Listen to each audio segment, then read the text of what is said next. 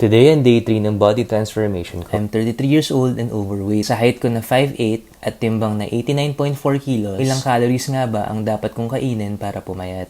2,505 calories daw ang maintenance calories ko. Ibig sabihin, hindi ako tataba hanggat di lumalagpas ng maintenance calories ang kakainin ko in a day. Since ang goal natin ay pumayat, kailangan mas konti sa maintenance calories ang kakainin ko in a day. Magsisimula ako sa 2,300 calories. Pero babawasan ko din ito in the weeks to come. Ayoko lang mabigla ang katawan ko. Merong 742 calories ang PM2 ng mga inasal. So, 742 times 3, that's 2,226 calories. Ibig sabihin, kahit daw 3 PM2 ang kainin ko, naka-calorie deficit pa din ako. Which means, papayat pa din ako. Pero keep in mind na magkakaiba ang caloric needs ng bawat tao. Nakadepende ito sa age, weight, height, and activity level. So, pag nag-lose ako ng weight in the future, magbabago din ang caloric needs ko. Yan na muna ngayon. Bukas ulit. Bye guys!